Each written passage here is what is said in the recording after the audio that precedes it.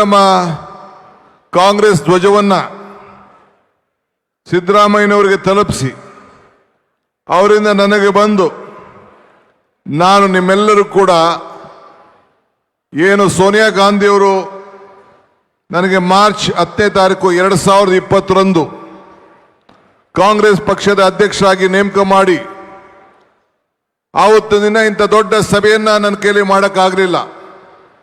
ಕಾರಣ ಬಿಜೆಪಿಯವರು ನನಗೆ ಅವಕಾಶವನ್ನು ಕೊಡಲಿಲ್ಲ. ಆದರೆ ಪ್ರತಿಯೊಂದು ಪಂಚಾಯಿತಿಯಲ್ಲೂ ಕೂಡ ಹೊಸ ಇತಿಹಾಸವನ್ನು ಸೃಷ್ಟಿ ಮಾಡಿ ಝೂಮ್ನಲ್ಲಿ 11,000ಕ್ಕೂ ಹೆಚ್ಚು ಕಡೆ ಆ ಝೂಮ್ ಮುಖಾಂತರ ಪ್ರತಿಜ್ಞಾನ ಸ್ವೀಕಾರ ಮಾಡಿ ಸಂವಿಧಾನವನ್ನು ಪಠಿಸಿ ಆವತ್ತು ನಾನು ದಿನೇಶ್ ಗುಂಡೂರಾವ್ ಹತ್ರ ಅಧಿಕಾರವನ್ನು ತೆಗೆದುಕೊಂಡೆ. ಆ ಸಾಕ್ಷಿ ಆದಮೇಲೆ ಇವತ್ತು ಮತ್ತೆ ನಾನು ಇಡೀ ರಾಜ್ಯವನ್ನು ನಿಮ್ಮೆಲ್ಲರ ವಿಶ್ವಾಸದಿಂದ ನಿಮ್ಮೆಲ್ಲರ ಸಹಕಾರದಿಂದ ನಾನು ನಿರೀಕ್ಷೆ ಮಟ್ಟದಲ್ಲಿ ಸೇವೆ ಎಷ್ಟು ಮಟ್ಟಕ್ಕೆ ಮಾಡಿದ್ದೀನೋ ಅಂತೇಳಿ ನಿಮಗೆಲ್ಲ ಅರಿವಿದೆ. ಕೆಲವು ತಪ್ಪುಗಳಾಗಿರ್ಬೋದು, ಒಳ್ಳೆ ಕೆಲಸಗಳಾಗಿರ್ಬೋದು, ಆದರೆ ನಾನು ಶಕ್ತಿ ಮೀರಿ ನನ್ನ ಕಾರ್ಯಕರ್ತರಿಗೆ ಸೇವೆಯನ್ನು ಮಾಡಿದ್ದೇನೆ ಅಂತೇಳಿ ನನ್ನ ಆತ್ಮಕ್ಕೆ ನಾವು ವಿಶ್ವಾಸ ಇದೆ. ನಾನು ಸ್ವಲ್ಪ ಮನುಷ್ಯ, ನನ್ನ ಕೈಲಿ ಅನೇಕ ತಪ್ಪುಗಳು ಕೂಡ ಆಗಿರ್ಬೋದು.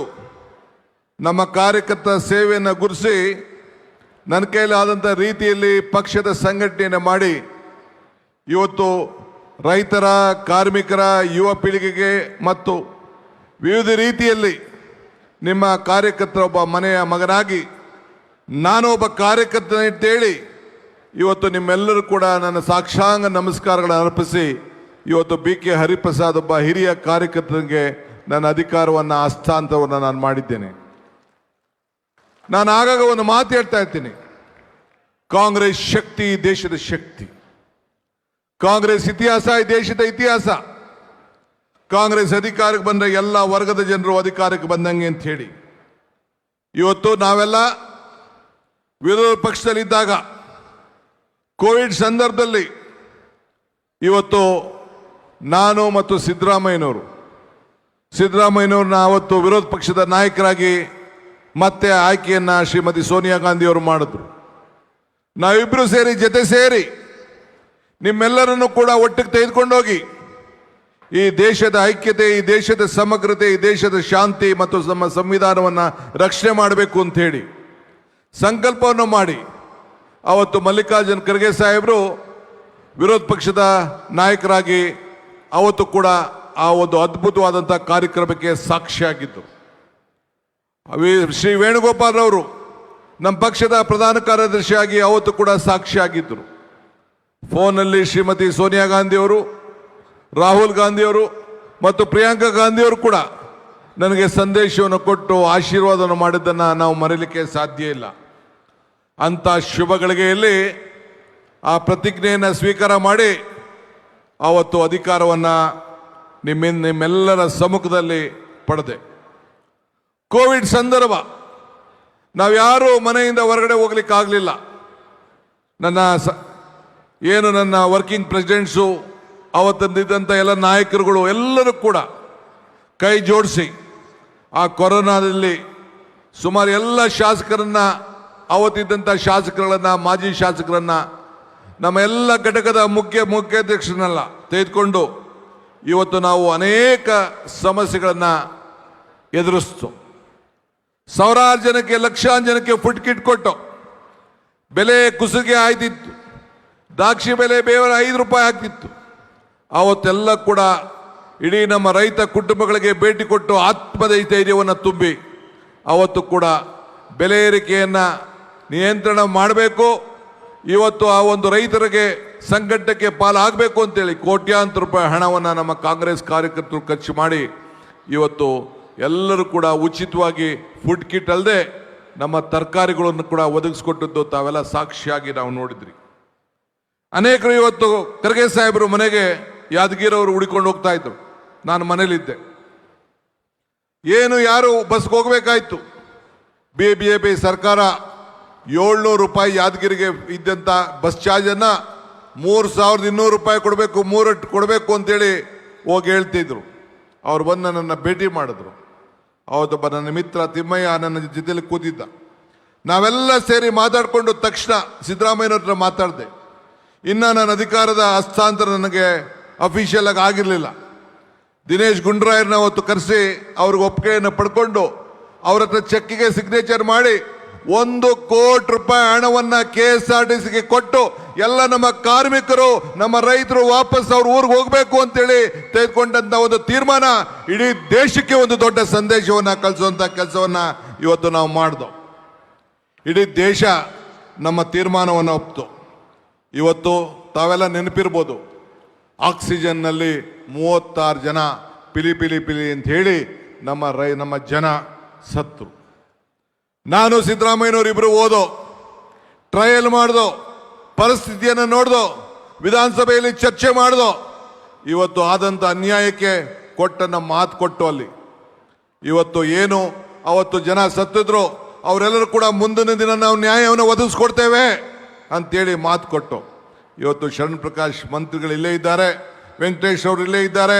ಅವರ ಮುಖಂಡತ್ವದಲ್ಲಿ ಯಾರು ಅವತ್ತು ಸತ್ತಿದ್ದಾರೆ, ಏನು ಮಾತು ಕೊಟ್ಟಿದ್ದೋ ಆ 33 ಜನಕ್ಕೂ ಕೂಡ ಸರ್ಕಾರದ ಉಚಿತವಾದಂಥ ನೌಕರಿಯನ್ನು ಕೊಟ್ಟು ಇವತ್ತು ನಮ್ಮೆಲ್ಲರೂ ಕೂಡ ಒಂದು ಶಕ್ತಿ ಕೊಟ್ಟ ಮಾತನ್ನು ಇವತ್ತು ಉಳಿಸ್ಕೊಂಡಿದ್ದೇವೆ ಅಂತ ಹೇಳ್ಕೊಳ್ಳಿಕ್ಕೆ ನನಗೆ ಬಹಳ ಸಂತೋಷ ಆಗ್ತದೆ. ಹಿಂಗೆ ಇಡೀ ರಾಜ್ಯದ ಜನತೆ ನಮ್ಮ ಪ್ರತಿಯೊಂದು ಹೆಜ್ಜೆಯನ್ನು ಕೂಡ ನೋಡಿದ್ರು. ಕೃಷಿ ಕಾಯ್ದೆ ಬಂತು.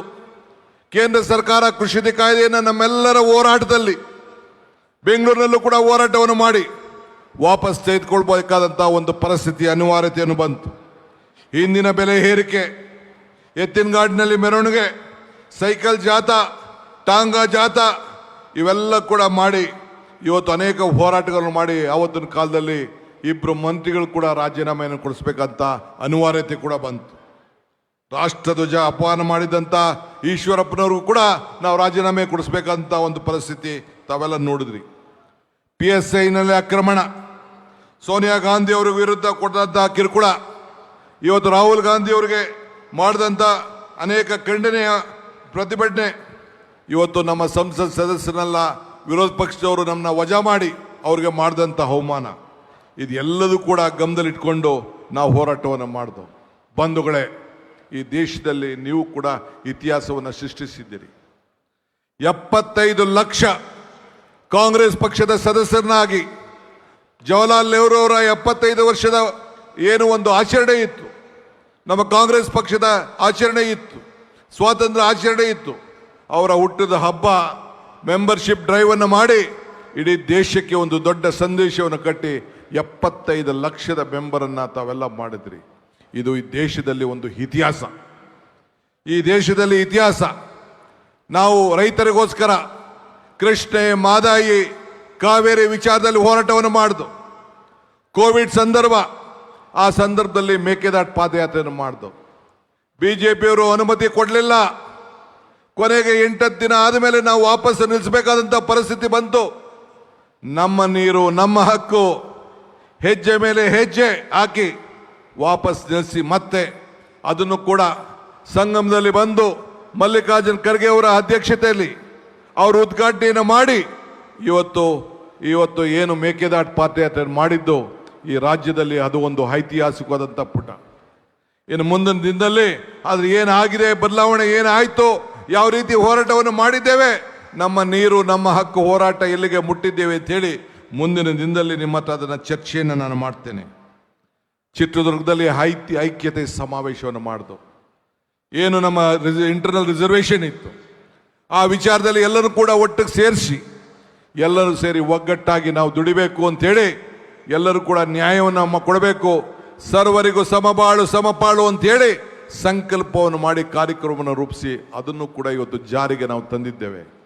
ಹಂಗೆ ಪ್ರತಿ ಹಂತದಲ್ಲೂ ಕೂಡ ಪ್ರಜಾಧ್ವನಿ ಬಸ್ ಯಾತ್ರೆ, ಇವತ್ತು ಅನೇಕ ಯುವಕರು ಉದ್ಯೋಗದ ವಿಚಾರದಲ್ಲಿ ಮಾಡಿದಂಥ ಹೋರಾಟ ಇವೆಲ್ಲ ಕೂಡ ತಾವೆಲ್ಲ ಕೂಡ ಗಮನಿಸಿದ್ದೀರಿ.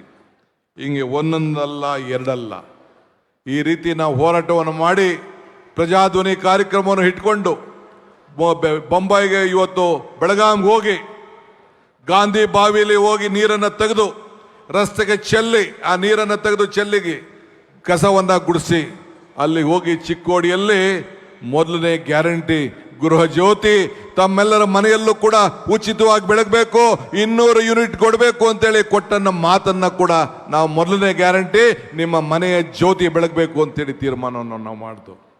ಹಿಂಗೆ 10 ರೀತಿ ಹೋರಾಟ. ಇದು ನನ್ನ ಹೋರಾಟ ಅಲ್ಲ, ಸಿದ್ದರಾಮಯ್ಯನವ್ರ ಹೋರಾಟ ಅಲ್ಲ, ನಿಮ್ಮೆಲ್ಲರ ಹೋರಾಟ, ನಿಮ್ಮೆಲ್ಲರ ಶಕ್ತಿ ಇವತ್ತು ಈ ರಾಜ್ಯದಲ್ಲಿ 136 ಸೀಟು ಗಳಿಸಲಿಕ್ಕೆ ಅವಕಾಶವನ್ನು ಇವತ್ತು ತಂದಿದೆ. ನಾನೊಬ್ಬ ಮಾಡಲಿಕ್ಕೆ ಸಾಧ್ಯ ಇಲ್ಲ, ನಾನೊಬ್ಬಂದು ಅಲ್ಲಿ ಸಿದ್ದರಾಮಯ್ಯನವ್ರದ್ದಲ್ಲ. ಈ ವೇದಿಕೆಯಲ್ಲಿರುವಂಥ ಎಲ್ಲ ನಾಯಕರುಗಳು, ನೀವಿರುವಂಥ ಎಲ್ಲ ಕಾರ್ಯಕರ್ತರು ಹಗಲು ರಾತ್ರಿ ದುಡ್ದಿದ್ದೀರಿ. ಇದೇ ಮಧ್ಯದಲ್ಲಿ ರಾಹುಲ್ ಗಾಂಧಿಯವರು ತೆಗೆದುಕೊಂಡಂಥ ದಿಟ್ಟ ಹೋರಾಟ, ಇದೊಂದು ಇತಿಹಾಸ, ಒಂದು ಐತಿಹಾಸಿಕ. ಮಹಾತ್ಮ ಗಾಂಧೀಜಿಯವರು ದಂಡಿಯಾತ್ರೆ ಆದಮೇಲೆ ಮತ್ತೆ ಈ ದೇಶದಲ್ಲಿ ಒಂದು ಹೋರಾಟ, ಒಂದು ಯಾತ್ರೆ ನಡೆದಿದೆ ಅಂತಂದ್ರೆ ಭಾರತ್ ಜೋಡೋ ಯಾತ್ರೆ. ರಾಹುಲ್ ಗಾಂಧಿಯವರು ಕಾಶ್ಮೀರಿಂದ ಕನ್ಯಾಕುಮಾರಿವರೆಗೂ ಏನು ಪಾದಯಾತ್ರೆ ಮಾಡಿದ್ರು, ಆ ನಮ್ಮ ರಾಜ್ಯದಲ್ಲಿ 23 ದಿನಗಳ ಕಾಲ ಶ್ರೀಮತಿ ಸೋನಿಯಾ ಗಾಂಧಿಯವರು ಬಂದು ಹೆಜ್ಜೆ ಹಾಕಿ ಸಾಕ್ಷಿ ಆದರು. ಆ ಸಾಕ್ಷಿ ಸಮಯದಲ್ಲಿ ನಮ್ಮ ಮಲ್ಲಿಕಾರ್ಜುನ್ ಖರ್ಗೆ ಸಾಹೇಬರು ಒಬ್ಬ ಬ್ಲಾಕ್ ಕಾಂಗ್ರೆಸ್ ಅಧ್ಯಕ್ಷರಾಗಿದ್ದಂಥವರು ಈ ದೇಶದ ಮಹಾತ್ಮ ಗಾಂಧೀಜಿಯವರು ಯಾವ ಸ್ಥಾನದಲ್ಲಿ ಕೂತಿದ್ರೋ ಆ ಸ್ಥಾನದಲ್ಲಿ ಮತ್ತೆ ಅವರಿಗೆ ಅಧಿಕಾರವನ್ನು ಕೊಡುವಂತ ಒಂದು ದೊಡ್ಡ ಅವಕಾಶ ಈ ಕರ್ನಾಟಕ ರಾಜ್ಯದಲ್ಲೇ ನಾವು ನೀವೆಲ್ಲ ಸೇರಿ ಮತ ಚಲಾಯಿಸುವಂತ ಐತಿಹಾಸಿಕ ಘಟನೆ ನಡೀತು. ರಾಹುಲ್ ಗಾಂಧಿ ಅವರು ಕೂಡ ಬಳ್ಳಾರಿಯಲ್ಲಿ ಮತವನ್ನು ಹಾಕುವಂತ ಒಂದು ದೊಡ್ಡ ಸುವರ್ಣ ಅವಕಾಶ ನಡೆದು ಶ್ರೀ ಮಲ್ಲಿಕಾರ್ಜುನ್ ಖರ್ಗೆ ಅವರು ACC ಅಧ್ಯಕ್ಷರಾಗಿ ಇವತ್ತು ನೇಮಕಗೊಂಡರು. ಇದೆಲ್ಲ ಇತಿಹಾಸ. ಇಂಥ ಸಂದರ್ಭದಲ್ಲಿ ಕಾಂಗ್ರೆಸ್ ಪಕ್ಷದ ಅಧ್ಯಕ್ಷನಾಗಿ ಅಧಿಕಾರವನ್ನು ಸ್ವೀಕಾರ ಮಾಡಿ ನಿಮ್ಮೆಲ್ಲ ಘಟನೆಗಳನ್ನು ಕೂಡ ಯಾಕೆ ನಾನು ನೆನಪು ಮಾಡ್ತಾ ಇದ್ದೀನಿ ಅಂದರೆ, ನನ್ನ ಅಧಿಕಾರ ಅವಧಿಯಲ್ಲಿ ಏನು ಸಾಕ್ಷಿ ಗುಡ್ಡೆಯನ್ನು ಬಿಟ್ಟು ಹೋಗ್ತಾ ಇದ್ದೀನಿ ಅನ್ನೋ ಮಾತನ್ನು ಹೇಳಲಿಕ್ಕೆ ನನಗೆ ಭಾಳ ಸಂತೋಷ ಆಗ್ತದೆ. ಈ ಸಾಧನೆ ನನ್ನದಲ್ಲ ಅಂತ ಈಗೂ ಹೇಳ್ತಾ ಇದ್ದೀನಿ. ಈ ಸಾಧನೆ ನಿಮ್ಮೆಲ್ಲರಕ್ಕಿಂತ ಮಾತ್ರ ಸಾಧ್ಯ ಆಯಿತು.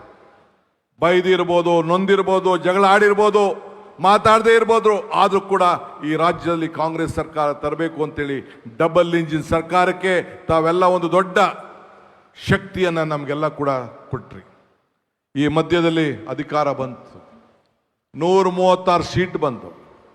136 ಸೀಟ್ ಆದಮೇಲೆ ಮತ್ತೆ ನಾವು ಮಹಾತ್ಮ ಗಾಂಧೀಜಿಯವರು ಅಧಿಕಾರಕ್ಕೆ ತೆಗೆದುಕೊಂಡು 100 ವರ್ಷದ ಸಂಭ್ರಮ ಬೆಳಗಾಮಲ್ಲಿ ನಾವು ಮಾಡಿದೆವು. ಜೈ ಬಾಪು, ಜೈ ಭೀಮ್, ಜೈ ಸಂವಿಧಾನ. ಆ ಸಂವಿಧಾನ ಪುಸ್ತಕವನ್ನು ನಾನು ಕೂಡ ನನ್ನ ಮುಖ್ಯಮಂತ್ರಿಯಾಗಿ ಅಧಿಕಾರ ಸ್ವೀಕಾರ ಮಾಡಿದಾಗ ಹಿಡಿದು ನಾನು ಪ್ರತಿಜ್ಞೆಯನ್ನು ನಾನು ಮಾಡಿದೆ. ಈಗೂ ಕೂಡ BK ಹರಿಪ್ರಸಾದ್ ರವರೊಬ್ಬ ಹಿರಿಯ ಪಕ್ಷದ ಕಾರ್ಯಕರ್ತರು, ಮುಖಂಡರಾಗಿ ಇವತ್ತು ಅಧ್ಯಕ್ಷರಾಗಿ ಇಡೀ ರಾಜ್ಯದ ಉದ್ದಗಲಕ್ಕೂ ಕೂಡ ಸೇವೆಯನ್ನು ಮಾಡ್ಕೊಂಡು ಬಂದಂಥವರು ಇವತ್ತು ಕೂಡ ನನಗೆ ಹಸ್ತಾಂತರವನ್ನು, ಆ ಪುಸ್ತಕವನ್ನು ಕೊಟ್ಟಿದ್ದಾರೆ. ನಾನು ಹರಿಪ್ರಸಾದ್ ಅವರು ಕೂಡ ವಿದ್ಯಾರ್ಥಿ ನಾಯಕರಾಗಿ ಬೆಳೆದಂಥವ್ರು, ಒಂದೇ ಕಾಲೇಜಿನಲ್ಲಿ ಬೆಳೆದಂಥವ್ರು. ನನಗೆ 3-4 ವರ್ಷ ಅವ್ರು ಸೀನಿಯರ್. ಅವರು 83 ಎಲೆಕ್ಷನ್ ನಿಂತ್ಕೊಂಡ್ರು, ನಾನು 85 ಎಲೆಕ್ಷನ್ ನಿಂತ್ಕೊಂಡೆ ವಿಧಾನಸಭೆಗೆ. ಅವರು ವಿದ್ಯಾರ್ಥಿ ನಾಯಕರಾಗಿ ಬೆಳೆದರು, ನಾನು ಕೂಡ ವಿದ್ಯಾರ್ಥಿ ನಾಯಕರಾಗಿ ಬೆಳೆದು ಇವತ್ತು ಒಬ್ಬ ಇಷ್ಟಾವಂತ ಒಬ್ಬ ಕಾರ್ಯಕರ್ತನಿಗೆ, ಒಬ್ಬ ವಿದ್ಯಾರ್ಥಿ ನಾಯಕನಿಗೆ, ಇವತ್ತು ಇಡೀ ದೇಶವನ್ನು ಸಂಘಟನೆ ಮಾಡಿದಂಥ ಒಬ್ಬ ನಾಯಕರಿಗೆ ಹಸ್ತಾಂತರ ಮಾಡೋದು ನನಗೂ ಕೂಡ ಒಂದು ದೊಡ್ಡ ಸಮಾಧಾನ ಇವತ್ತು ತಂದಿದೆ. ಇವತ್ತು ನಾನು ಈ ಮಧ್ಯದಲ್ಲಿ ಎಲ್ಲ ವರ್ಗದ ಜನರನ್ನು, ಇವತ್ತು ಮೀನುಗಾರರನ್ನ, ಲಂಬಾಣಿ ಜನಾಂಗನ, ದೌದಾಯ ಸಮಾಜರನ್ನ, ನೇಕಾರರನ್ನ, ತಿಂಗಳ ಶಕ್ತಿಯ ಸಮಾಜರನ್ನ, ಮಡಿವಾಳದವ್ರನ್ನ, ಗಾಣಿಗರನ್ನ, ಉಪ್ಪಾರರನ್ನ ಎಲ್ಲನೂ ಕೂಡ ಇವತ್ತು ನಾನು ಭೇಟಿಯನ್ನು ಮಾಡಿದ್ದೇನೆ. ಅವರ ಸಮಸ್ಯೆಯನ್ನು ಕೇಳಿದ್ದೇನೆ, ರೈತರ ಸಮಸ್ಯೆ ಕೇಳಿದ್ದೇನೆ, ಕಾರ್ಮಿಕರ ಸಮಸ್ಯೆ ಕೇಳಿದ್ದೇನೆ, ಆಟೋವನ್ನು ನಡೆಸ್ತಾ ಇರೋಂಥವ್ರು, ಡ್ರೈವರು, ಬೀದಿ ಬದಿ ವ್ಯಾಪಾರದವರು, ಎಲ್ಲ ವರ್ಗದ ಜನರನ್ನು ಕೂಡ ಭೇಟಿಯನ್ನು ಮಾಡಿದ್ದೇನೆ. ಅವರ ಸಮಸ್ಯೆಯನ್ನು ಕೇಳಿ ಆ ಬೆಲೆ ಏರಿಕೆ ಗಗನಕ್ಕೆ ಹೋಗ್ತಾ ಇದೆ, ಆದಾಯ ಪಾತಾಳಕ್ಕೆ ಹೋಗ್ತಾ ಇದೆ ಅಂತೇಳಿ 5 ಗ್ಯಾರಂಟಿಗಳನ್ನು ಮಾಡಬೇಕು ಅಂತ ತೀರ್ಮಾನ ಮಾಡ್ದು, ಪ್ರತಿಜ್ಞೆಯನ್ನು ಮಾಡ್ದು. ಶ್ರೀಮತಿ ಪ್ರಿಯಾಂಕಾ ಗಾಂಧಿ ಅವ್ರನ್ನ ಆಹ್ವಾನಿಸಿದೆ. ಬಂದು ಅವರು ಪ್ಯಾಲೇಸ್ನಲ್ಲಿ ಸುಮಾರು 50,000ಕ್ಕೂ 60,000ಕ್ಕೂ ಹೆಚ್ಚು ಮಂದಿಯಲ್ಲಿ ಬಂದು ಈ ಒಂದು ಗೃಹಲಕ್ಷ್ಮಿ ಯೋಜನೆಯನ್ನು ಇವತ್ತು ಚಾಲನೆಗೆ ಕೊಟ್ಟರು. ಅವ್ರು ಹೇಳಿದ್ರು, DK ಇದು ಮಾತ್ರ ಉಳ್ಕೊಳ್ಬಾರ್ದು, ನೀನು ಸಿದ್ದರಾಮಯ್ಯನವರಿಬ್ಬರು ನನ್ನ ಮುಂದೆ ಆ ಗ್ಯಾರಂಟಿ ಚೆಕ್ಗೆ ನೀವು ಸೈನ್ ಹಾಕಬೇಕು ಅಂತ ಹೇಳಿದ್ರು. ನಾನು ಸಿದ್ದರಾಮಯ್ಯನವರು ಅದಕ್ಕೆ ಸೈನ್ ಹಾಕ್ದೋ, ಆ ಸೈನನ್ನು ಮನೆಗೆ ತಲುಪಿಸೋ. ಇವತ್ತು 1,21,00,000 ಮಹಿಳೆಯರಿಗೆ, ಮನೆ ಯಜಮಾನರಿಗೆ ಇವತ್ತು ಹಣ ತಲುಪ್ತಾ ಇದೆ ಅಂತಂದ್ರೆ ಇಡೀ ರಾಷ್ಟ್ರಕ್ಕೆ ಒಂದು ದೊಡ್ಡ ಸಂದೇಶ. ಇದು ನನ್ನ ಕಾರ್ಯಕ್ರಮ ಅಲ್ಲ, ಇದು ಜನರ ಭಾವನೆ. ಯುವಕರ ಮೇಲೆ, ವಿದ್ಯಾರ್ಥಿ ಮೇಲೆ ನಂಬಿಕೆ. ಜನ ನಗ್ತಾ ಇದ್ರು. ನಾನು ಹೇಳಿದೆ, ಈ DK ಶಿವಕುಮಾರ್ನ ಬಂಡೆ ಅಂತ ಕರಿತೀರಿ, ಈ ಬಂಡೆನ ಚಪ್ಪಡಿಯಾರು ಮಾಡ್ಕೊಳ್ಳಿ, ಗರಡಗಂಬಾರು ಮಾಡ್ಕೊಳ್ಳಿ, ಕೋಲಾರು ಮಾಡ್ಕೊಳ್ಳಿ, ಜಲ್ಲಿಯಾರು ಮಾಡ್ಕೊಳ್ಳಿ. ಪ್ರತಿಯೊಬ್ಬ ಕಾರ್ಯಕರ್ತರು ಕೂಡ ಈ ಬಂಡೆ ಮೇಲೆ, ಈ ಚಪ್ಪಡಿ ಮೇಲೆ ನಡ್ಕೊಂಡೋಗಿ ವಿಧಾನಸೌಧ ಮುಟ್ಟಬೇಕು ಅಂತೇಳಿ ಅವತ್ತು ಪ್ರತಿಜ್ಞೆಯನ್ನು ಮಾಡಿದೆ. ಕಳೆದ 3 ವರ್ಷದಿಂದ ನಿಮಗೆ ಎಲ್ಲ ಕಾರ್ಯಕರ್ತರು ವಿಧಾನಸೌಧದಲ್ಲಿ ಆ ಬಂಡೆ ಮೇಲೆ ನಡಿಲಿಕ್ಕೆ ನಿಮಗೆಲ್ಲ ಶಕ್ತಿ ಬಂದಿದೆ. ಇವತ್ತು ಕೂಡ ಮತ್ತೆ ಶ್ರೀ ಸಿದ್ದರಾಮಯ್ಯ ಸಾಹೇಬರು, ನಾನು ಅವ್ರ ಕೈ ಜೋಡಿಸಿ ಜೊತೆಗೆ ಸೇರಿ ಒಟ್ಟಿಗೆ ಒಂದು ಸಣ್ಣ ಸ್ಟೇಟ್ಮೆಂಟು ಕೂಡ ನಾನು ತಾಳ್ಮೆಯಿಂದ, ನಾನು ಸಿದ್ದರಾಮಯ್ಯ ಸಾಹೇಬರು ಸೋನಿಯಾ ಗಾಂಧಿ ಅವರ ಮುಖಂಡತ್ವದಲ್ಲಿ ನನ್ನ ಹತ್ರ ಏನು ಚರ್ಚೆ ಮಾಡಿದ್ರು, ಖರ್ಗೆ ಸಾಹೇಬರ ಮುಖಂಡತ್ವದಲ್ಲಿ ಏನು ನಾವೆಲ್ಲ ಮಾತುಕತೆ ಮಾಡಿದ್ದವು, ಅದಕ್ಕೆ ಒಪ್ಪಂದವನ್ನು ಮಾಡಿಕೊಂಡು ಇವತ್ತು ಹಸ್ತಾಂತರವನ್ನು ನನಗೆ ಈ ಜವಾಬ್ದಾರಿಯನ್ನು ಕೊಟ್ಟಿದ್ದಾರೆ. ಇದನ್ನು ಉಳಿಸ್ಕೊಂಡು ಹೋಗ್ಬೇಕು. ನಾನು ಇವತ್ತು ಹೇಳ್ತಾ ಇದ್ದೀನಿ, ನನಗೆ ಗುಂಪು ಬಗ್ಗೆ ನಂಬಿಕೆ ಇಲ್ಲ, ಜಾತಿ ಬಗ್ಗೆ ನಂಬಿಕೆ ಇಲ್ಲ, ಧರ್ಮದ ಬಗ್ಗೆ ನಂಬಿಕೆ ಇಲ್ಲ. ಆದರೆ ನಮ್ಮ ಜಾತಿ, ನಮ್ಮ ಧರ್ಮ ಬಿಟ್ಟಿದ್ದು.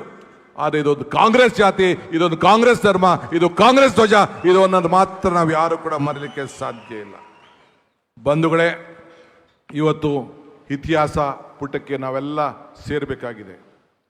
ನಮ್ಮ ಮೇಲೆ, ನಿಮ್ಮ ಮೇಲೆ ದೊಡ್ಡ ಜವಾಬ್ದಾರಿ ಇದೆ. ಇವತ್ತು ಅನೇಕ ಪಾದಯಾತ್ರೆಗಳನ್ನು ನಾವು ಮಾಡಿದ್ದೇವೆ. 23 ದಿನಗಳ ಕಾಲ ರಾಹುಲ್ ಗಾಂಧಿ ಅವರು ಮಾಡಿದಂಥ ಭಾರತ್ ಜೋಡೋ ಪಾದಯಾತ್ರೆಗೆ ಇವತ್ತು ಸಾಕ್ಷಿಯಾಗಿ ಅವ್ರು ಎಲ್ಲೆಲ್ಲಿ ಹೆಜ್ಜೆ ಹಾಕಿದ್ರು, ಎಲ್ಲ ಕ್ಷೇತ್ರದಲ್ಲೂ ಕೂಡ ಕಾಂಗ್ರೆಸ್ ಪಕ್ಷ ಅಧಿಕಾರಕ್ಕೆ ಬಂತು. ನೀವು ಚಾಮರಾಜನಗರದಿಂದ ನೆನಪಿಡಿ, ಕೊನೆಗೆ ಬಳ್ಳಾರಿವರೆಗೂ ನೋಡಿ, ಎಲ್ಲ ಕ್ಷೇತ್ರದಲ್ಲೂ ಕೂಡ ಅವರ ಹೆಜ್ಜೆ, ಅವರ ಸಂಘಟನೆ, ನೀವು ಇಡೀ ರಾಜ್ಯದಿಂದ ಮೂಲೆಯಿಂದ ನಮ್ಮ ನಾಯಕರುಗಳೆಲ್ಲ ಕರ್ಕೊಂಡು ಬಂದು ಇವತ್ತು ಶಕ್ತಿಯನ್ನು ತುಂಬಿ ಇಡೀ ದೇಶಕ್ಕೆ ಒಂದು ದೊಡ್ಡ ಸಂದೇಶವನ್ನು ಕೊಟ್ರಿ. ನಾವು ಕೊಟ್ಟಂಥ ಸಂದೇಶ ಪಕ್ಕದ ರಾಜ್ಯಗಳಿಗೂ ಕೂಡ ತಲುಪಿತು. ಆದ್ದರಿಂದ ಇವತ್ತು ಅಂಥ ಕಾರ್ಯಕ್ರಮವನ್ನು ಯಾರು ಕೂಡ ಮರೀಲಿಕ್ಕೆ ಸಾಧ್ಯ ಇಲ್ಲ. ಸಿದ್ದರಾಮಯ್ಯನವರ 75 ಜನ್ಮದಿನ, ಐತಿಹಾಸಿಕವಾದಂಥ ಜನ್ಮದಿನ.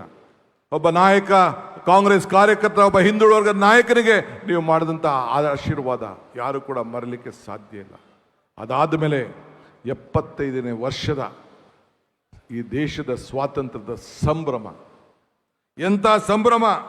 ಸ್ವಾತಂತ್ರ್ಯ ದಿನಾಚರಣೆ, ಸ್ವಾತಂತ್ರ್ಯ ದಿನ ನಡೆಗೆ ಸುಮಾರು 4 ಲಕ್ಷ ಜನ ಈ ಮಕ್ಕಳು, ವಿದ್ಯಾರ್ಥಿಗಳು, ಹಿರಿಯರು ಇವತ್ತು ನಡೆದು, ಅವತ್ತು ಟ್ರೈನಲ್ಲೇ 3,72,000 ಜನ ಮೆಟ್ರೋನಲ್ಲಿ ಪ್ರವಾಸ ಮಾಡಿ ಆ ಸ್ವಾತಂತ್ರ್ಯದ ನಡಿಗೆ ಇದೆಯಲ್ಲ, ಈ ದೇಶದಲ್ಲಿ ಮತ್ತೊಂದು ಇತಿಹಾಸ ಅಂತ ಹೇಳಲಿಕ್ಕೆ ನನಗೊಂದು ಭಾಳ ಸಂತೋಷ ಆಗ್ತದೆ. ಬಂಧುಗಳೇ, ಇನ್ನು ಹೆಚ್ಚಿಗೆ ಹೇಳುವಂಥದ್ದು ಇಲ್ಲ. ಈ ದೇಶದಲ್ಲಿ ನನಗೆ ಜವಾಬ್ದಾರಿಯನ್ನು ಕೊಟ್ಟಿದ್ದೀರಿ. ಈ ರಾಜ್ಯದಲ್ಲಿ ನನಗೆ ಜವಾಬ್ದಾರಿಯನ್ನು ಪಕ್ಷ ಕೊಟ್ಟಿದೆ. ಈ ರಾಜ್ಯವನ್ನು ಮುನ್ನಡೆಸಲಿಕ್ಕೆ ನೀವೆಲ್ಲ ಅವಕಾಶವನ್ನು ನಮ್ಮ ಪಕ್ಷ ಕೊಟ್ಟಿದೆ. ನನ್ನ ಮೇಲೆ ನೀವು ಮತ್ತು ನಮ್ಮ ರಾಷ್ಟ್ರೀಯ ನಾಯಕರುಗಳು ಎಲ್ಲ ಸೇರಿ ವಿಶ್ವಾಸವನ್ನು ಇಟ್ಟಿದ್ದೀರಿ. ಇವತ್ತು 6 ಗ್ಯಾರಂಟಿಗಳನ್ನು, 5 ಗ್ಯಾರಂಟಿಗಳನ್ನು ನಡೆಸ್ಕೊಂಡು ಬಂದಿದ್ದೇವೆ. ಯಾವ ಕಾರಣಕ್ಕೂ ನಮ್ಮ ಗ್ಯಾರಂಟಿಯನ್ನು ಯಾರು ಕೂಡ ನಿಲ್ಲಿಸಲಿಕ್ಕೆ ಸಾಧ್ಯ ಇಲ್ಲ, ನಾವು ಕೂಡ ನಿಲ್ಲಿಸೋದಿಲ್ಲ ಅನ್ನೋ ಮಾತನ್ನು ಈ ಸಂದರ್ಭ ಹೇಳಲಿಕ್ಕೆ ನಾನು ಬಯಸ್ತಾ ಇದ್ದೇನೆ. ಇವತ್ತು ಇದಲ್ಲದೆ ನಾನು ಅಧಿಕಾರ ತೆಗೆದುಕೊಂಡ ದಿನ ಈಗಾಗಲೇ ನಾವು ಭೂ ಗ್ಯಾರಂಟಿ ಅಂತೇಳಿ ಪ್ರತಿಯೊಬ್ಬ ರೈತನಿಗೆ, ಪ್ರತಿಯೊಬ್ಬ ನಾಗರಿಕನಿಗೆ, ಯಾರು ಅವನ ಆಸ್ತಿಗೆ ದಾಖಲೆಗಳನ್ನು ನಿರ್ಮಾಣ ಮಾಡಬೇಕು ಅಂತೇಳಿ ಎಲ್ಲರೂ ಕೂಡ ಈಗಾಗಲೇ ದಾಖಲೆಗಳನ್ನು ಕೊಡಲಿಕ್ಕೆ ತೀರ್ಮಾನವನ್ನು ಮಾಡಿದ್ದೇವೆ.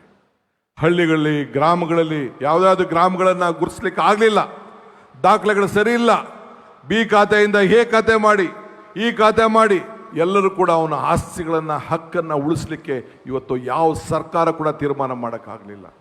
ಹಿಂದೆ ಯಾವ ರೀತಿ ನಮ್ಮ ಮನಮೋಹನ್ ಸಿಂಗ್ ಕಾಲದಲ್ಲಿ ಇವತ್ತು ಅನೇಕ ತೀರ್ಮಾನಗಳನ್ನು ಸಂವಿಧಾನದ ಮುಖಾಂತರ ತೆಗೆದುಕೊಂಡ್ರು. ಇಂದಿರಾ ಗಾಂಧಿಯವರ ಕಾಲದಲ್ಲಿ ಇವತ್ತು ಏನು ನರಸಿಂಹರಾವ್, ಇವತ್ತೇನು ನಮ್ಮ ದೇವರಾಜರಸರ ಕಾಲದಲ್ಲಿ ಉಳುವನಿಗೆ ಭೂಮಿ ಕೊಡಬೇಕು ಅಂತ ತೀರ್ಮಾನವನ್ನು ಮಾಡಿದ್ರು. ಹಂಗೆ ಇವತ್ತು ನಾವೆಲ್ಲ ಕೂಡ ಸಂವಿಧಾನದ ರೀತಿಯಲ್ಲಿ ಇವತ್ತು ಕಾರ್ಯಕ್ರಮವನ್ನು ಮಾಡಿದ್ದೇವೆ. ಪರಿಶಿಷ್ಟ ಜಾತಿ, ಪರಿಶಿಷ್ಟ ಪಂಗಡದ ಕಲ್ಲಿ ಸಿದ್ದರಾಮಯ್ಯನವರ ನೇತೃತ್ವದಲ್ಲಿ ಬೆಳಗಾಂನಲ್ಲಿ ತೆಗೆದುಕೊಂಡಂಥ ತೀರ್ಮಾನ ಇಡೀ ದೇಶಕ್ಕೆ ಒಂದು ದೊಡ್ಡ ಮಾದರಿಯಾಗಿ ಇವತ್ತು ಉಳ್ಕೊಂಡಿದೆ. ಆದ್ದರಿಂದ ಇವತ್ತು ಎಲ್ಲರೂ ಕೂಡ ಇಂಥ ತೀರ್ಮಾನಕ್ಕೆ ನೀವೆಲ್ಲ ಸಾಕ್ಷಿಯಾಗಿದ್ದೀರಿ. ನಾನು ಅಧಿಕಾರ ತೆಗೆದುಕೊಂಡು ಮೊದಲನೇ ದಿನ ಇನ್ನೇನಾದ್ರು ಒಂದು ಒಂದು ಶಕ್ತಿಯನ್ನು ಕೊಡಬೇಕು ಅಂಥೇಳಿ ಇವತ್ತು ಎಲ್ಲ ಯುವಕರಿಗೆ, ವಿದ್ಯಾರ್ಥಿಗಳಿಗೆ, ಗಂಡು ಮಕ್ಕಳಿಗೆ ಯಾರ್ಯಾರು ಉಚಿತವಾಗಿ ಪ್ರಯಾಣ ಮಾಡೋಕ್ಕೆ ಶಕ್ತಿ ಇಲ್ಲ ಅಂಥೇಳಿ ಉಚಿತವಾಗಿ ಫ್ರೀ ಪಾಸ್ ಕೊಡಬೇಕು ಅಂಥೇಳಿ ಮೊದಲೇ ತೀರ್ಮಾನವನ್ನು ಕೂಡ ನಾವು ಮಾಡಿದ್ದೇವೆ. ಇದಲ್ಲದೆ ರಾಹುಲ್ ಗಾಂಧಿಯವರ ಯಾತ್ರೆ ನೆನಪಿಡಬೇಕು. ಯುವಕರ ಬಗ್ಗೆ ಅಪಾರವಾದಂಥ ವಿಶ್ವಾಸ. ಅದಕ್ಕೆ ಪ್ರತಿಯೊಂದು ಪಂಚಾಯಿತಿಯಲ್ಲೂ ಕೂಡ ಸಂಘಟನೆ ಮಾಡಬೇಕು. ಯುವಕರು ಒಂದು ಶಕ್ತಿ. ಈ ದೇಶದಲ್ಲಿ ಯುವಕರು ತೀರ್ಮಾನ ಮಾಡೋದು ಏನು ಬೇಕಾದ್ರೂ ಮಾಡಲಿಕ್ಕೆ ಸಾಧ್ಯ ಅಂಥೇಳಿ ಒಂದೊಂದು ಪಂಚಾಯತಿಗೆ 100, 200, 300 ಜನ ಯುವಕರನ್ನ ಸೇರಿಸ್ಬೇಕು, ಯುವತಿಯರು ಸೇರ್ಬೇಕು. ಏನು ಈ ದೇಶದಲ್ಲಿ ಭಾರತ್ ಜೋಡೋ, ಏನು ರಾಹುಲ್ ಗಾಂಧಿಯವರ ಯಾತ್ರೆ ಶಾಶ್ವತವಾಗಿ ಉಳಿಬೇಕು. ಎಲ್ಲ ಧರ್ಮದವರು, ಎಲ್ಲ ಜಾತಿಯರನ್ನು ಕೂಡ ಒಟ್ಟಿಗೆ ತೆಗೆದುಕೊಂಡು ಹೋಗ್ಬೇಕು. ಆ ಹಿನ್ನೆಲೆಯಲ್ಲಿ ಪ್ರತಿಯೊಂದು ಪಂಚಾಯಿತಿಯಲ್ಲಿ, ಪ್ರತಿಯೊಂದು ವಾರ್ಡಲ್ಲಿ, ಪ್ರತಿಯೊಂದು ನಗರಸಭೆ ವಾರ್ಡಲ್ಲಿ ಒಟ್ಟು 10,000 ಸಂಘಗಳನ್ನು ನಿರ್ಮಾಣ ಮಾಡಿ 1,000 ಕೋಟಿ ರೂಪಾಯಿ ಅದಕ್ಕೋಸ್ಕರ ಮೀಸಲಾಗಿ ಇಡಬೇಕು ಅಂತೇಳಿ ಒಂದು ಕಾರ್ಯಕ್ರಮವನ್ನು ಇವತ್ತು ತೀರ್ಮಾನವನ್ನು ನಾವು ಮಾಡಿದ್ದೇವೆ. ಇದು ದೇಶದ ಐಕ್ಯತೆಯ ಶಕ್ತಿ. ಇದು ಜಾತಿ ಧರ್ಮ ಎಲ್ಲ ಬಿಟ್ಟು ಒಗ್ಗಟ್ಟಿಂದ ನಮ್ಮ ಯುವಕರು ಬಾಂಧವ್ಯದಿಂದ ಮೆರಿಬೇಕು. ಆ ದೃಷ್ಟಿಯಿಂದ ಇಂಥ ತೀರ್ಮಾನವನ್ನು ಮಾಡಿದ್ದೇವೆ. ಇದಲ್ಲದೆ ಇನ್ನು 10 ಕಾರ್ಯಕ್ರಮಗಳನ್ನು ಪ್ರತಿದಿನ ಕೂಡ ಮಾಡಿದ್ದೇವೆ. ನಿನ್ನೆ ಕ್ಯಾಬಿನೆಟ್ ಇತ್ತು. OCCC ಬಗ್ಗೆ ಒಂದು ದೊಡ್ಡ ಸಮಸ್ಯೆ ಸುಪ್ರೀಂ ಕೋರ್ಟು, ಅದನ್ನು ಕೂಡ ತೀರ್ಮಾನವನ್ನು ಮಾಡಿದ್ದೇವೆ.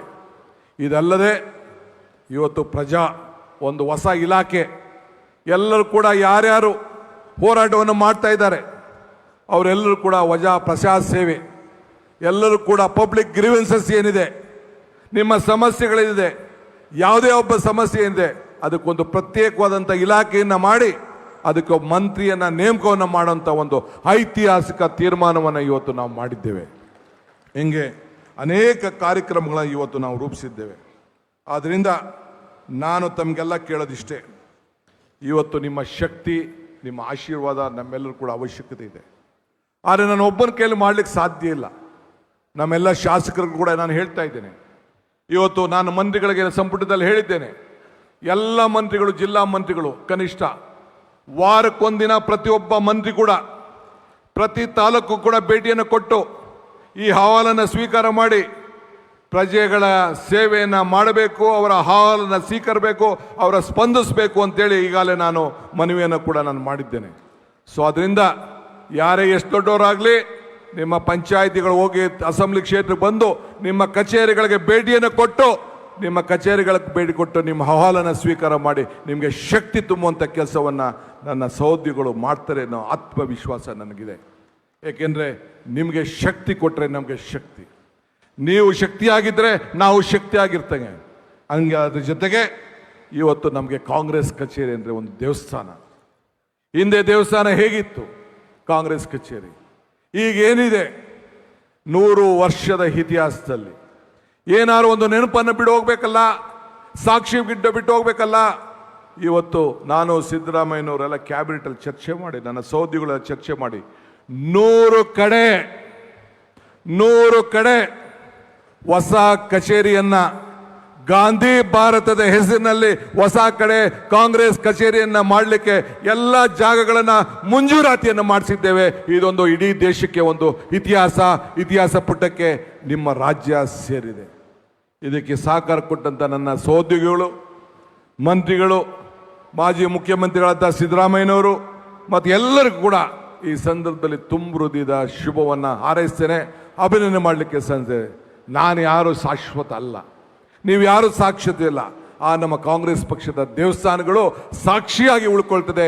ಅದು ಪ್ರತಿಯೊಬ್ಬ ಕಾರ್ಯಕರ್ತರು ಕೂಡ 10 ರೂಪಾಯಿ ಆಗಲಿ 100 ರೂಪಾಯಿ ಆಗಲಿ ಕೊಟ್ಟು ನೀವು ಆ ಬಿಲ್ಡಿಂಗ್ಗಳನ್ನು ಕಟ್ಟಿ ಆ ಒಂದು ದೇವಸ್ಥಾನಗಳಿಗೆ ತಾವೆಲ್ಲ ಕೂಡ ಅಡಿಪಾಯವನ್ನು ಹಾಕಬೇಕು. ಆ ದೇವಸ್ಥಾನದಲ್ಲಿ ನಿಮ್ಮ ಸೇವೆ ಆಗಬೇಕು, ಎಲ್ಲ ವರ್ಗದ ಜನರು ಸೇರುವಂಥ ಒಂದು ಜಾಗ ಆಗಬೇಕು ಅಂಥೇಳಿ ತಮ್ಮಲ್ಲಿ ನಾನು ಪ್ರಾರ್ಥನೆ ಮಾಡಲಿಕ್ಕೆ ನಾನು ಪ್ರಯತ್ನವನ್ನು ಮಾಡ್ತೇನೆ. ಆದ್ದರಿಂದ ಇವತ್ತು ಈ ಪ್ರಜಾಸೇವೆ ಇಲಾಖೆಗೆ ಒಂದು ದೊಡ್ಡ ಶಕ್ತಿ ತುಂಬುತ್ತಿದೆ. ಇದರ ಜೊತೆಗೆ ಕೇಂದ್ರ ಸರ್ಕಾರ ನಮಗೊಂದು ದೊಡ್ಡ ಶಾಕ್ ಕೊಡ್ತಾ ಇದ್ದಾರೆ. ಒಂದು ಅಪಾಯಕ್ಕೆ ತಗುಲಿಸಿದ್ದೇವೆ. ಒಂದು ಅಪಾಯ, ಇನ್ನೊಂದು ಅವಕಾಶ.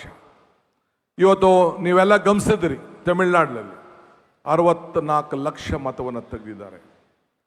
91 ಲಕ್ಷ ಮತವನ್ನು ವೆಸ್ಟ್ ಬೆಂಗಾಲ್ ತೆಗೆದಿದ್ದಾರೆ. ನಿಮ್ಮ ಮತ SIR ಅಂತ ಅಂದರೆ ಪ್ರತಿಯೊಬ್ಬ ಮತದ ಪಟ್ಟಿಯನ್ನು ಹೊಸದಾಗಿ ಮಾಡ್ತಾರೆ. ಈಗಿರೋಂಥ ಮತದಾರರಿಗೆ ಯಾವುದು ಕೂಡ ನೀವು ಯಾರು ಬೇರೆ ಬೇರೆ ಏನೋ ಮ್ಯಾಪಿಂಗ್ ಆಗಿದೆ ಅಂತ ತಿಳ್ಕೊಂಡ್ರೆ ನೀವೆಲ್ಲ ಕೂಡ ಮೂರ್ಖರಾಗಿ ಹೋಗ್ತೀರಿ.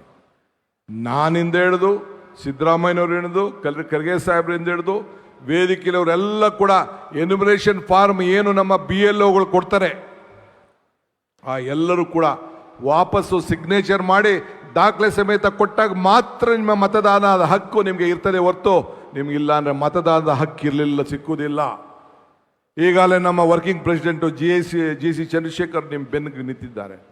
ಎಲ್ಲರೂ ಕೂಡ ಒತ್ತಾಯವನ್ನು ಮಾಡ್ತಾ ಇದ್ದಾರೆ. ನಾನು ಪ್ರತಿಯೊಬ್ಬರಿಂದ ಕೂಡ ನಮ್ಮ ಶಾಸಕರಿಗೆ, ಡಿಪ್ಯೂಟೆಡ್ ಕ್ಯಾಂಡಿಡೇಟ್ಸ್ಗೆ, ನಮ್ಮ ಅಧಿಕಾರಿಗಳಿಗೆ, ಪದಾಧಿಕಾರಿಗಳಿಗೆಲ್ಲ ಹೇಳ್ತೇನೆ. ನಾನು ಕೂಡ ಎಲ್ಲ ಅಧಿಕಾರಿಗಳ ಹತ್ರ ಚರ್ಚೆ ಮಾಡಿದ್ದೇನೆ. ಅವ್ರಿಗೆ ಯಾವ ರೀತಿ ನೀವು ಮಾಡಬೇಕು, ಮತದಾನದ ಹಕ್ಕನ್ನು ಯಾವ ರೀತಿ ಕೊಡಬೇಕು ಅಂತೇಳಿ ಅವರೆಲ್ಲರೂ ಕೂಡ ಮಾರ್ಗದರ್ಶನವನ್ನು ಕೊಟ್ಟಿದ್ದೇನೆ. ಆದರೆ ನೀವು ಯಾಮಾರಕ್ಕೆ ಹೋಗ್ಬಿಡಿ.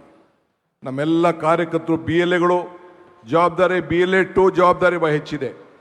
ಪ್ರತಿಯೊಬ್ಬರು ಕೂಡ ಒಂದು ಬೂತನ್ನು ಮಾಡಿ ಕಾಂಗ್ರೆಸ್ಗೆ ಒಂದು ಪ್ರತ್ಯೇಕವಾದಂಥ ಒಂದು ಜಾಗವನ್ನು ಹೆಲ್ಪ್ ಡೆಸ್ಕನ್ನು ಕ್ರಿಯೇಟ್ ಮಾಡಿ ಸರ್ಕಾರ ಏನು ಮಾಡ್ತದೋ ಬಿಡ್ತದೋ ಅದು ಬೇರೆ ವಿಚಾರ. ನಾನು ಏನು ಮಾಡಬೇಕು ಅದಕ್ಕೆ ಆದೇಶವನ್ನು ಕೊಟ್ಟಿದ್ದೇನೆ, ಮುಂದಕ್ಕೆ ಅದನ್ನು ಫಾಲೋ ಮಾಡ್ತೇನೆ. ಎಲ್ಲ ನಮ್ಮ ಮಂತ್ರಿಗಳು ಕೂಡ ಪ್ರತಿಯೊಂದು ಕ್ಷೇತ್ರಕ್ಕೂ ಹೋಗಿ ಇದ್ರ ಬಗ್ಗೆ ಜಾಗೃತಿ ಮೂಡಿಸಬೇಕು ಅಂತೇಳಿ ತಿಳಿಸಿದ್ದೇನೆ. ಆ ಕೆಲಸವನ್ನು ಮಾಡ್ತೇನೆ. ಮುಂದಕ್ಕೆ ನೀವೆಲ್ಲ ರಾಜಕಾರಣ ಮಾಡಬೇಕು, ನಿಮ್ಮ ಮತವನ್ನು ಉಳ್ಕೊಳ್ಬೇಕು, ಬಡವ್ರನ್ನ ಕಾಪಾಡಬೇಕು, ಹೊರಗಡೆ ಯಾರ್ಯಾರು ಹೋಗಿದ್ದಾರೆ, ಉದ್ಯೋಗಕ್ಕೆ ಹೋಗಿದ್ದಾರೆ ಅವನ್ನೆಲ್ಲ ಉಳಿಸ್ಕೊಳ್ಬೇಕು. ಇದೆಲ್ಲ ಕೂಡ ಗಮನದಲ್ಲಿ ಇಟ್ಕೊಂಡು ತಾವು ಪ್ರತಿಯೊಬ್ಬ ಮತದಾನದ ಹಕ್ಕನ್ನು ತಾವು ಕಾಪಾಡಬೇಕು. ಯಾರಿಗೆ ಮತ ಇಲ್ಲ ಅವಕಾಶ ಸಿಗುವುದಿಲ್ಲ, ಯಾರಿಗೆ ಮತ ಇಲ್ಲ ಗ್ಯಾರಂಟಿ ಸಿಗುವುದಿಲ್ಲ, ಯಾರಿಗೆ ಮತ ಇಲ್ಲ ಪೆನ್ಷನ್ ಸಿಗುವುದಿಲ್ಲ. ಇದನ್ನು ತಾವು ಗಮನದಲ್ಲಿ ಇಟ್ಕೊಳ್ಬೇಕು.